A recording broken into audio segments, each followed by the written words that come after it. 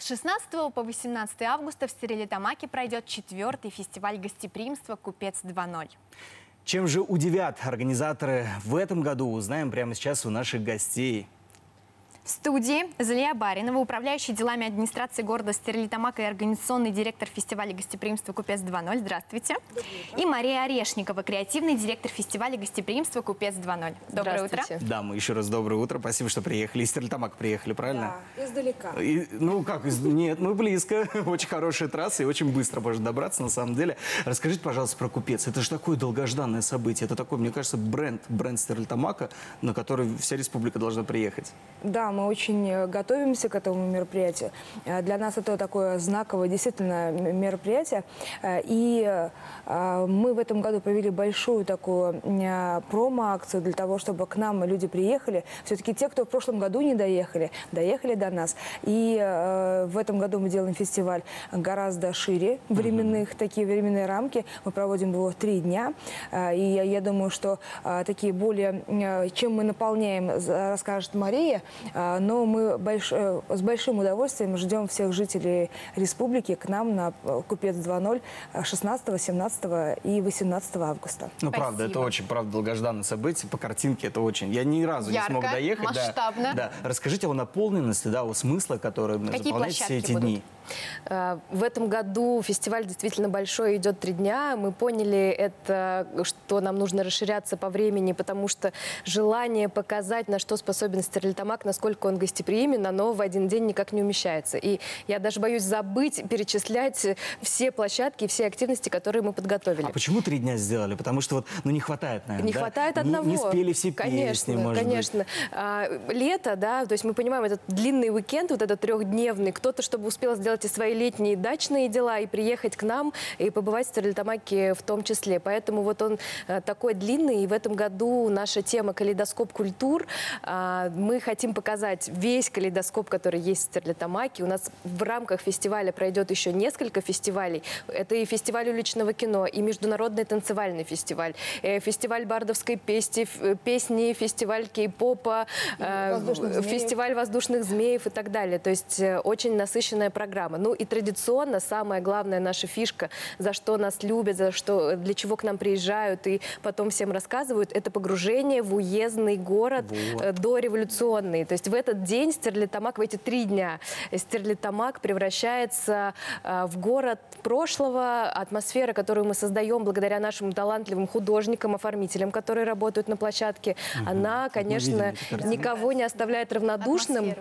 И даже я вам готова открыть наш главный секрет, почему нам удается влюблять в свой фестиваль. Все дело в том, что у нас декорации, они настоящие и живые. Это наши купеческие дома, которые площадь окружает. Поэтому нам очень легко, чуть-чуть приукрасив атмосферу, погрузить зрителей вот в то, как жили раньше на этой территории. Как проводили ярмарки. Потому что в Стерлитамаке сохранена вот эта историческая часть, ведь она невероятно красивая. Зимой я там был, мы снимали большой спецпроект, несколько дней подряд, и мы жили в Стерлитамаке. И я 6 дней подряд приезжаю, и я влюбляюсь в этот город. Правда, я вот сейчас, пусть Уфа не обижается, но Стерлитамак топчик.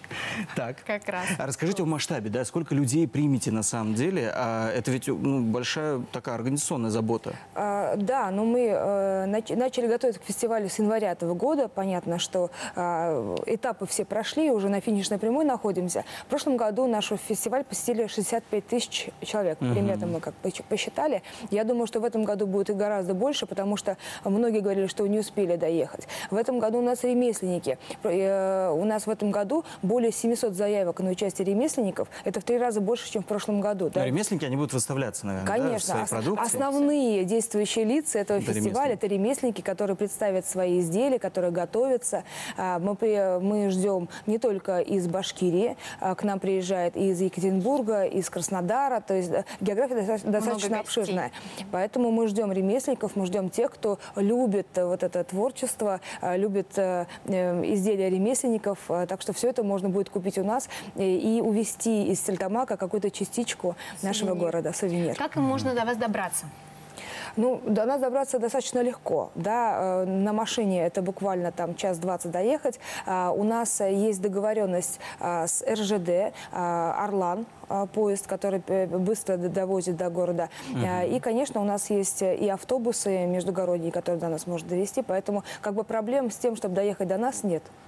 Ну, вообще, 3 дня планировать, это большое такое даже мини-путешествие, да, вот гостиничный фонд, я не знаю, вот где остановиться и прочее, вот это ведь тоже очень большая забота.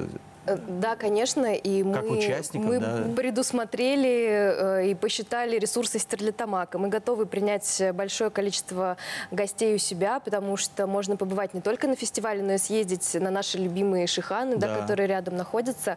И пока еще немного номеров осталось, еще можно успеть забронировать.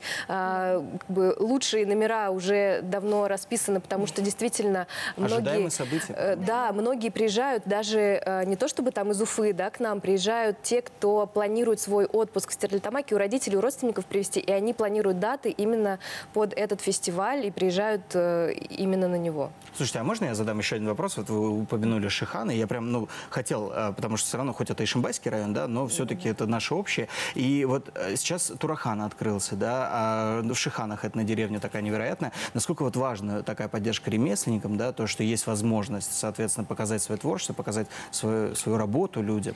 И сейчас ведь создаются все условия в этом плане. Да, это здорово, и мы...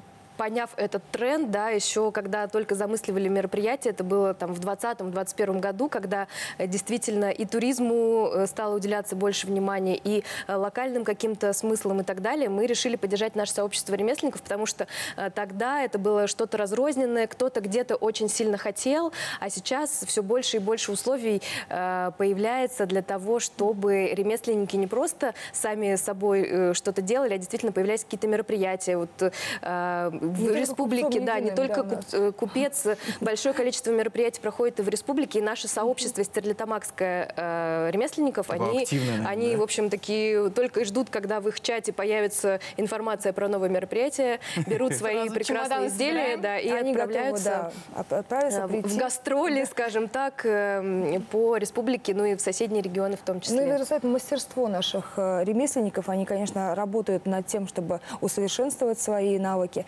Поэтому они действительно, те мероприятия, которые мы проводим и в городе, они проходят без участия ремесленников. И, конечно же, по республике, и я знаю, что они выезжают и за пределы республики. Поэтому как бы мы ими гордимся, и они наше, скажем, сердечко нашего фестиваля. Душа.